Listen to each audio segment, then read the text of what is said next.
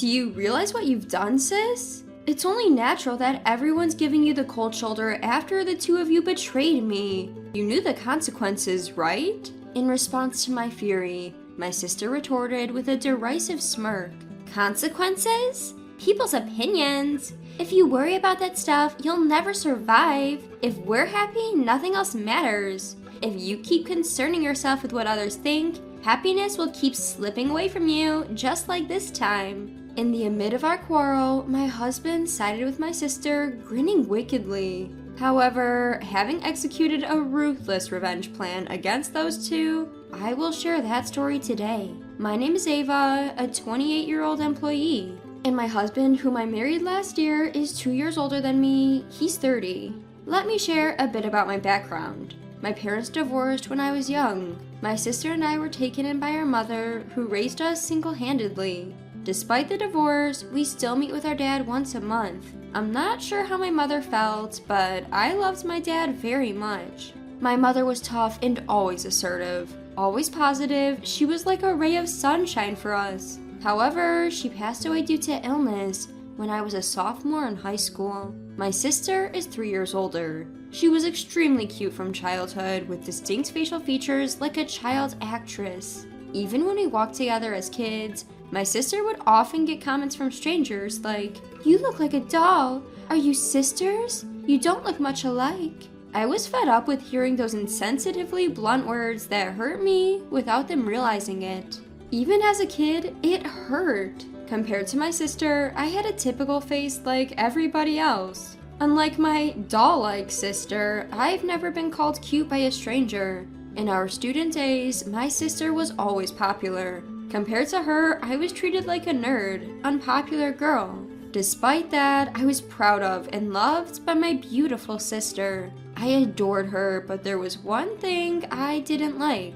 My sister always desired my belongings. She would casually take my clothes and things and take them to her room as if they were hers. But it didn't stop at material possessions. For some reason, she would exchange contact info with my friends, and if she just became friendly with them, it would have been fine. But she somehow managed to steal those friends away from me. In the end, she even took away all my old flames. I was slow to notice it, but once I did after the third boyfriend, I stopped introducing them to her. And I hid my relationship with my now husband until our marriage was decided. During our relationship, she would often say, "I know you have a boyfriend. You can't fool me. Introduce him to me. We're sisters after all." But I told her, "I've decided not to introduce my boyfriend to you anymore because you always take them from me. I'll introduce him to you when we've decided to get married." To this, she laughed off and said, "Oh, are you insecure? The one who gets their boyfriend stolen is at fault, you know. You get them taken away because you don't work on yourself. You reap what you sow. Don't blame everything on me." This attitude reaffirmed my decision never to introduce any boyfriend to her again. Happiness came out of the blue after dating him for a year and a half. He proposed in a chic restaurant, something straight out of my dreams. Of course, I was delighted and decided to get married. Once we've decided to get married, it's time for the families to meet. I also couldn't avoid introducing him to my sister anymore. The day I introduced him to my sister and my father, as expected, my sister showed up in a dress as if she were attending a wedding. My father also seemed a bit tense. "Dad, sis, I've decided to get married to him." As I introduced my fiancé, my sister's eyes sparkled, as expected. "Wow, he's so handsome! What does he do for a living?" Her usual flirty tone. His family runs a food-related business. Being an only child, he's the promised successor. Upon learning that, my sister got even more excited. "What do you like about my sister? I'm good at cooking, and ever since our mom passed away, I've been the one doing most of the household chores. Ava, she's not good at cleaning. I always have to clean up after her. Oops, did I say too much? Sorry." This was also within expectations. Every time I introduce my boyfriend, she can't stop making comments that lower my rating. I don't particularly hate cleaning, but due to my busy job, I made it a habit to do a thorough cleaning every weekend. As I wondered how he would respond, he said, "I'm surprised that Ava's sister is beautiful this much. I thought you were an actress. You're good at housework, right? It might be nice to live together, the three of us," he said, playfully with a gleam in his eyes. Perhaps it made her feel good, but my sister also said, "Since we're going to be family, it might be better to exchange contact information. Here's my ID, please get in touch." And she handed him a handmade business card, despite her being a part-timer who doesn't even work properly. Pathetic. I felt my mood drop a bit at this point. I wanted to argue back. About housework is entirely different. My sister is extremely OCD. Since she has a lot of free time, she cleans obsessively, several times a day. Even though she doesn't have money, she insists on cooking without additives because of her big ego. The food she makes is mostly steamed vegetables under the title of Taste of Ingredients. Well, it might be good for the health, but whether it can be called cooking when it's just microwaving is questionable. Ever since I started working, I've been cooking my own meals. My father told my sister, who was eagerly getting involved, "Don't always take your sister's stuff, go find your own. It's unseemly to reach out for other stuff. You're not that young anymore. Get married while there's someone willing to take you," he said, half jokingly. My sister, her face red with anger, snapped, "I don't want to hear that from a divorced man. I feel sick. I'm leaving," and stormed out. My father said, "Don't worry about your sister. I'll take care of it. Please make her happy. I've put a lot of burden on my daughter. Please take good care of her." And he pleaded with him. He also said, "Leave it to me. I will make her happy. And please continue to support us." And time flowed happily as if the earlier incident had never happened. After that, I greeted his parents. "Nice to meet you. We've recently gotten engaged. We look forward to your guidance and support. Thank you." As I said that, his mother, Emily, warmly greeted me. "Oh, don't be nervous. You're such a beautiful girl. It feels like we suddenly have a new daughter." His father, Robert, also added, "We're a small business, but we're hoping you might consider working with us. We wouldn't want to force you, but would you think about it?" I had already heard about this from my fiancé. I'm currently doing office work, so it's my area of expertise. Yes, I have heard about it from him. I'll certainly try my best if there is something I can do. I'm looking forward to working with you both professionally and personally." Emily then said, "Oh, that's wonderful. It's a relief to have you here since we're just learning as we go with the office work.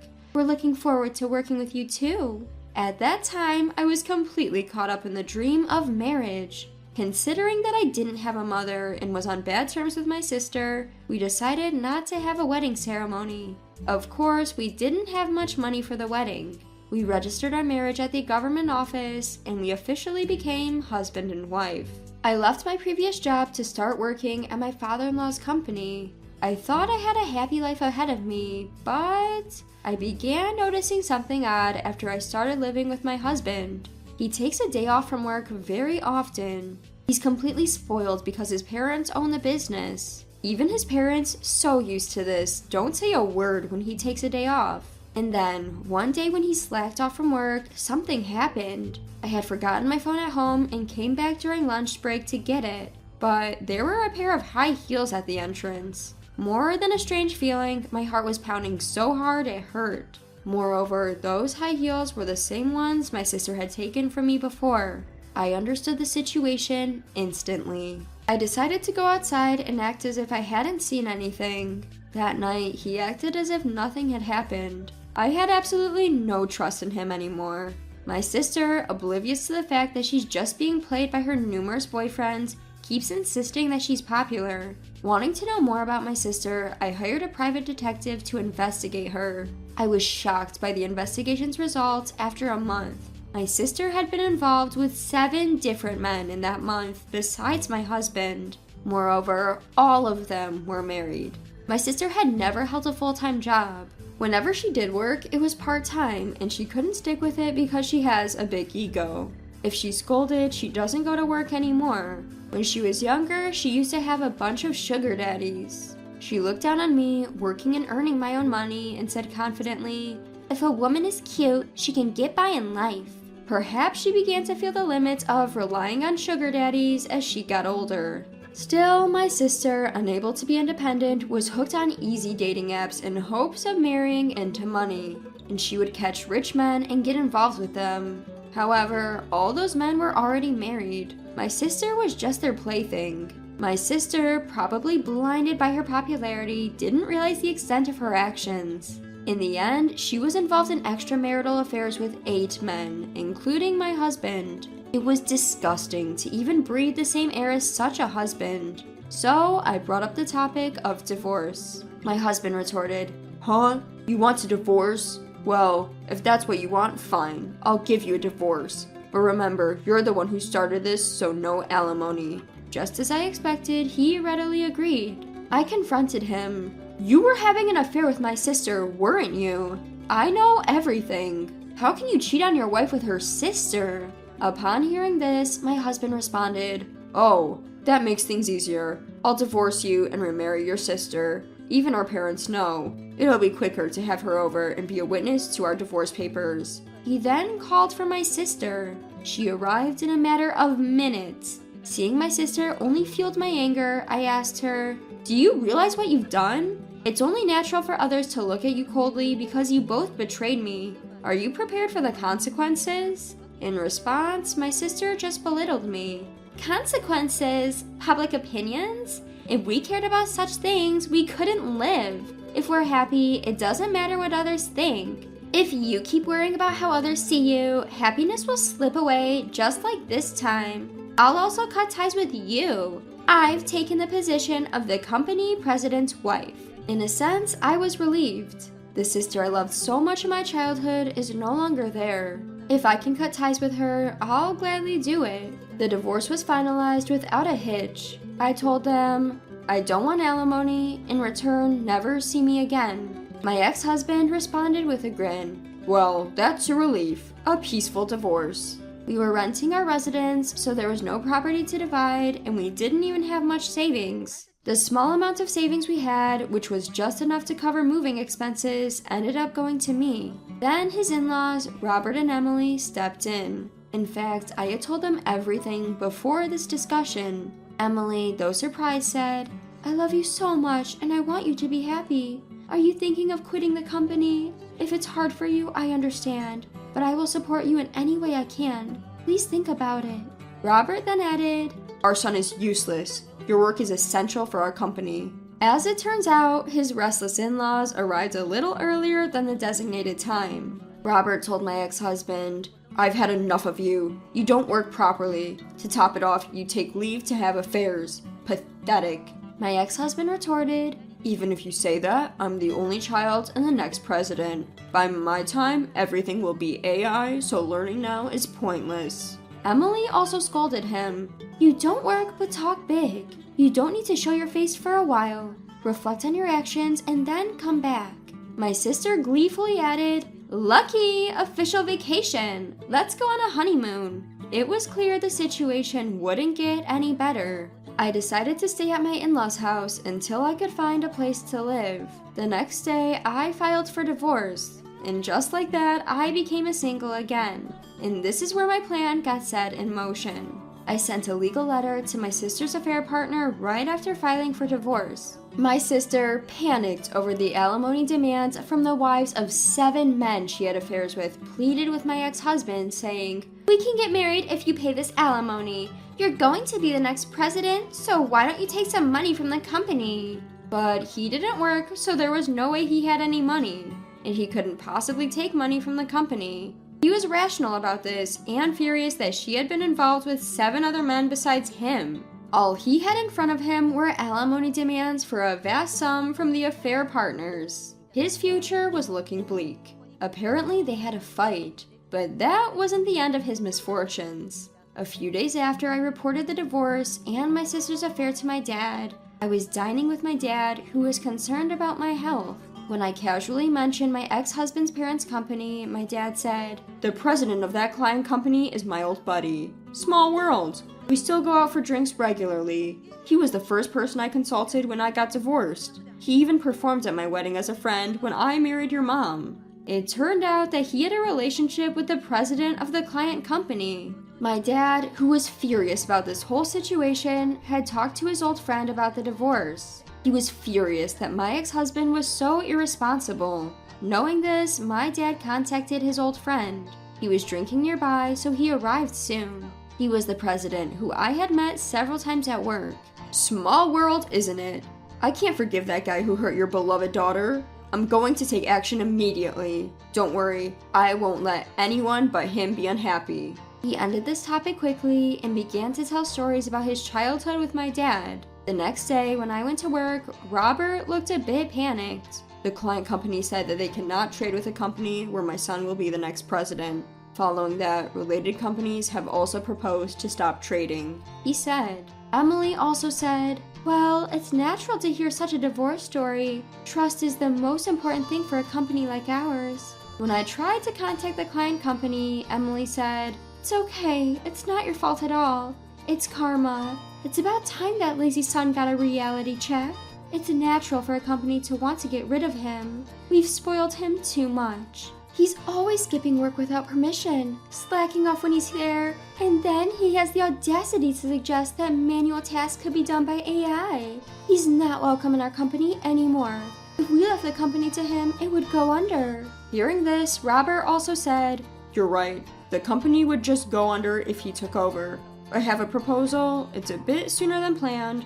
But Emily, can we tell her about that thing? When he asked Emily, she said, this is perfect timing. Go ahead, darling. Then Robert said, this is something we've discussed before the divorce, but my foolish son is good for nothing. He's a burden to the company. Therefore, I'd like you to learn various aspects of the job over the years as a potential future president. This is not about blood relations, but a proposal to protect your precious company.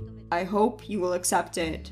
I was taken aback. I didn't have confidence in myself, but I dearly loved them, Robert and Emily. I want to help them. Without hesitation, I answered, I will do everything I can. I want to be of help to you, Robert and Emily. Please allow me to continue working in this company. I wish to be able to protect this company over the years. I'm at your service. The two of them were overjoyed. Even though our form as a family has ended, I'm happy to have a deep relationship with them. Upon our decision, Robert called in my ex-husband. Feeling the unusual atmosphere, my ex-husband appeared promptly. I explained the circumstances. My ex-husband had been smugly assuming he'd be the next president. When he found out that I had inherited the position of the next president, he started yelling at me. Playing the victim, huh? A plain Jane like you needs to have a decent personality to survive. Trying to assert my company. I've got no intention of stepping down, he said. Before I could retort, his father Robert cut in. What kind of language is that for a future president? You're nothing more than a ghost employee who barely works. We no longer need such an employee in our company. You're fired. What's that all about? I pass on the sinking ship of a company that's on the verge of going under. I'm quitting. Give me a severance pay of $100,000. He was talking nonsense. It felt like talking to an out-of-touch child. His mother, Emily, was laughing. There's no way we have severance pay to give to you. If you say so, we'll have you compensate for all the losses the company has incurred due to your mistakes. You can't do that, can you? If so, you should quietly step back. He puffed up with an annoyed look on his face and blurted out, Geez, leave me alone. I ain't dealing with you folks no more. Don't come crying to me in your old age, 'cause I'll kick you to the curb. It was hard to believe that he would say something like that to his parents. Robert chuckled. Ha! No matter how hard times get, I ain't gonna come crying to you. Sorry, but this here company is doing way better than you think. Ain't never crossed my mind to rely on you for my retirement. And with that, my ex-husband said, We're done here, and stormed out. We all looked at each other and couldn't stop laughing. Emily chimed in, Good riddance. Knowing him, he'll be back crying in no time. But I ain't lifting a finger to help him, no sirree. It ain't doing him any good. Robert added, That's right. Well, gotta thank him for finding us a darn good successor to take over the business at least. My ex-husband said it's a peaceful divorce, and I reckon he's right. Later, I heard through the grapevine that he broke up with my sister. They must have come to their senses after seeing that big alimony. I once spotted him working as a cashier at the nearby gas station. I was relieved to see him working hard, but that was the only time I saw him there. He probably couldn't stick with it and quit. As for me, I'm working my tail off in sales alongside the president. I absolutely adore Robert and Emily, who treat me like their own daughter. The company's bustling with more clients and new hires coming on board. I'm having a ball at work. Can't help it. My love life is in the pits, but my social life is through the roof. A fantastic family in Emily and Robert, and a job I love. Life's just peachy right now.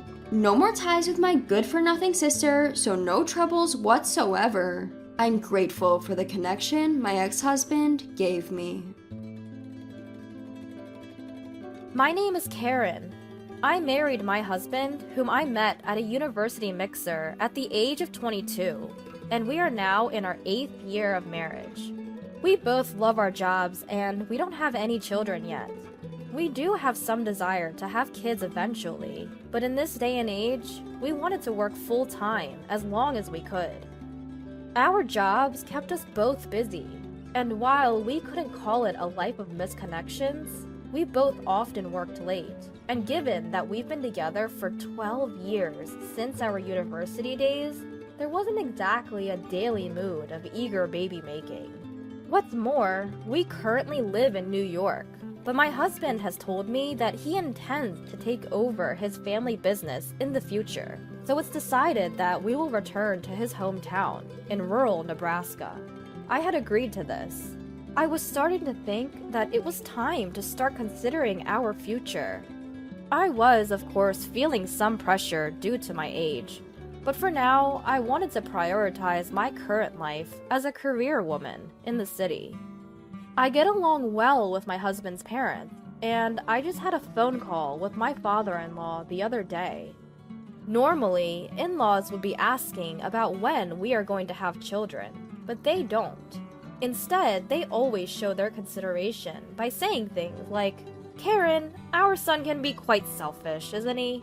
Thank you for looking after him." I felt that even if we move to rural Nebraska in the future, we can get along well with his parents. So for now, I was determined to fully enjoy my life and work in the city. Then, one day, as usual, when I returned from work, unusually, my husband had come home earlier. Even when I had to work overtime, I usually return home by 8 p.m. at the latest, including the time I spent shopping for dinner. And no matter how late it gets, I am home by 9 p.m. But my husband sometimes comes home past midnight, so I couldn't help but blurt out, "Oh, that's unusual."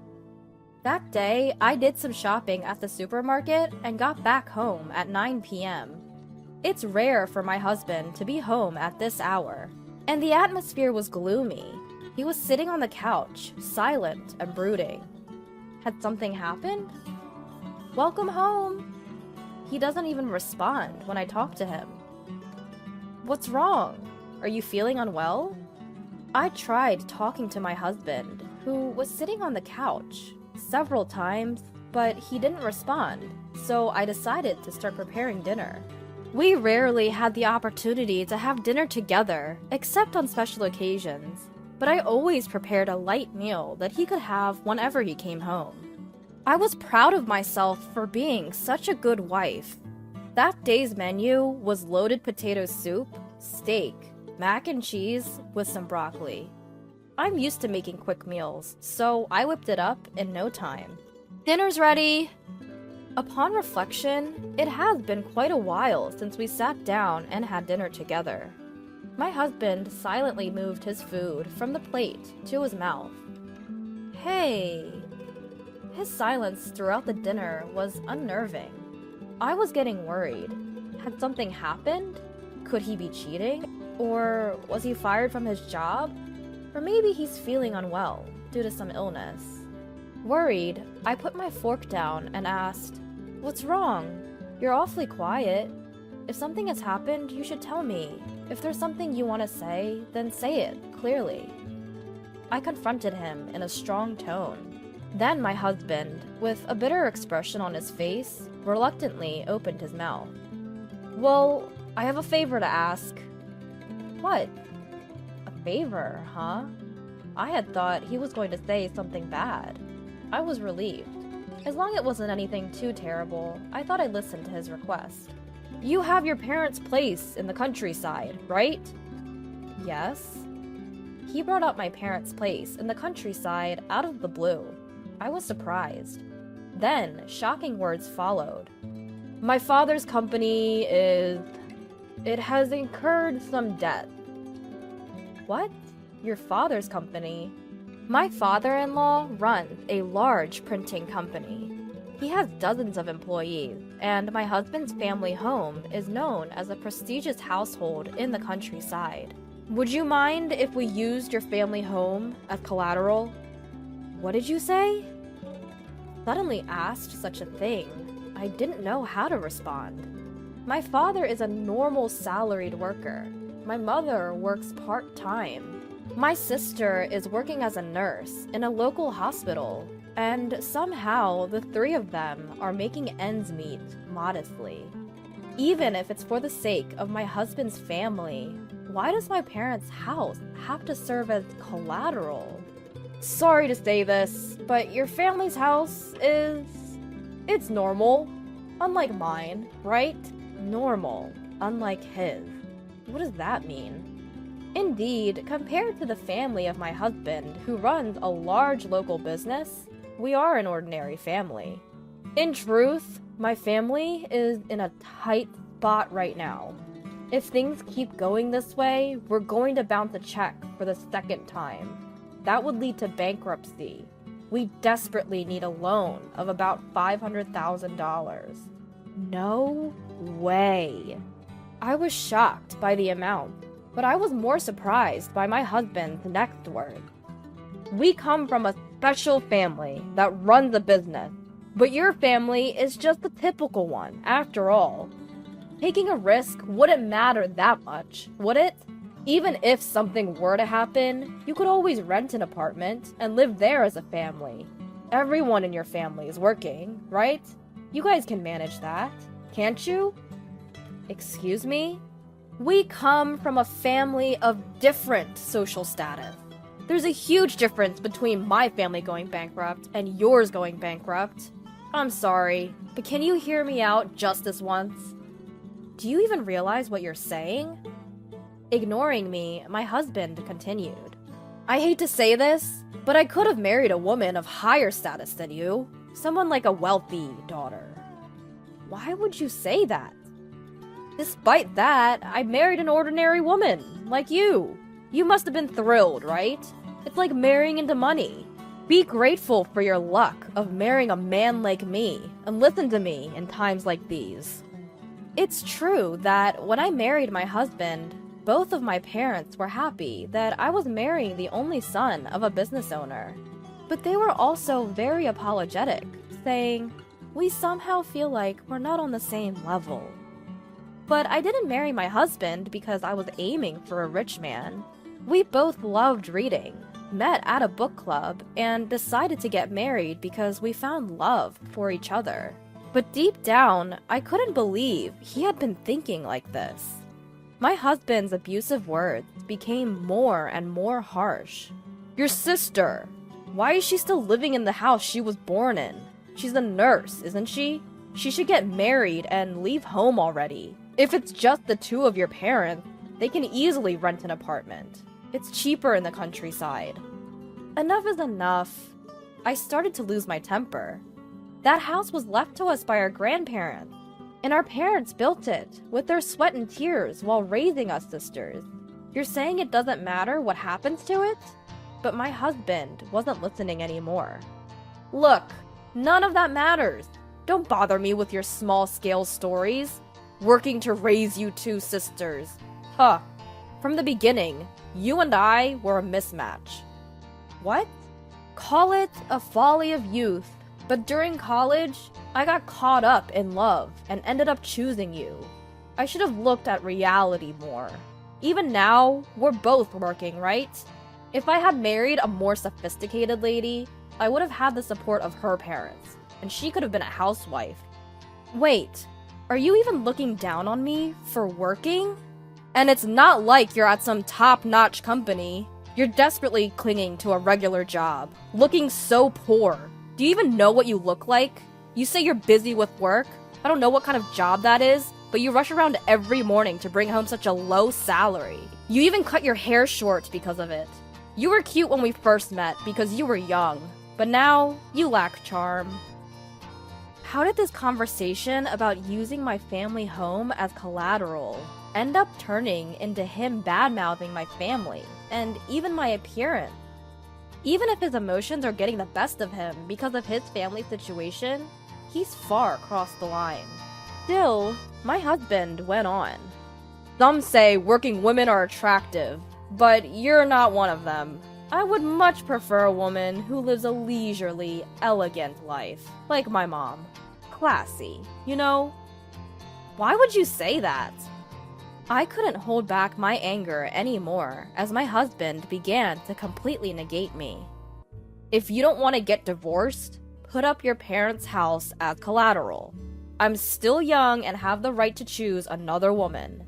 It's me who's going to climb up the social ladder from now on. Plus, I'll be the president of the company in town someday. If you don't want to be dumped, just listen to what I say. The man spewing these abusive words in front of me was no longer the husband I knew. What a horrible man he had turned out to be. My family should get saved over yours.